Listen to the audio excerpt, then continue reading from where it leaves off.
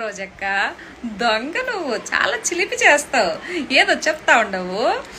కూటమి ప్రభుత్వము ఈవీఎం ట్యాంపరింగ్లు చేయడం వల్ల గెలిచిందా? ఓకే, పక్కన పెడదాము. బెల్ట్ షాపులు ఎక్కువ పెంచేసి ఎక్కడంటే అక్కడ పెట్టేస్తే మగవాళ్ళు ఎక్కువ తాగేసి ఆడవాళ్ళు పుస్తులు తెగిపోతా ఉండయా? ఓకే. తర్వాత కరెంట్ ఛార్జీలు బాగా పెంచేసి ప్రజల్ని పీడిస్తున్నారు, జలగలు లాగినట్టు పీడిస్తున్నారా? ఓకే. తర్వాత ఏం చెప్తా ఉండవు. సో ఈ కూటమి ప్రభుత్వం వచ్చినప్పటి నుంచి ప్రజలు అల్లో రామచంద్ర అంటే అరిసిపోతా ఉన్నారా? అబ్బాబ్బా, చాలా పెద్ద సమస్య వచ్చింది. ఇప్పుడు ఏం చేయమంటావు? ఇప్పుడు ఏం లేదన్నా, అక్క చెప్పేది ఏంటంటే, ఇప్పుడు ఏదో డిప్యూటీ స్థానంలో ఉన్నటువంటి పవన్ కళ్యాణ్ గారు కిందకి దిగేస్తే ఈ రోజు ఎక్కిళ్ళి ఆ స్థానంలో కూర్చుంటుందంట. తర్వాత ముఖ్యమంత్రి స్థానంలో ఇప్పుడు చంద్రబాబు నాయుడు స్థానంలో ఈ జగన్ కూర్చొని పెడితే ఆయన వెళ్ళి పరిపాలన చేస్తాడంట. అప్పుడు పరిపాలన చాలా సురక్షితంగా జరుగుతుందంట అని అక్క చెప్తా ఉండదు. అక్క రోజక్క, నువ్వెన్ని చెప్పినా కూడా ప్రజలు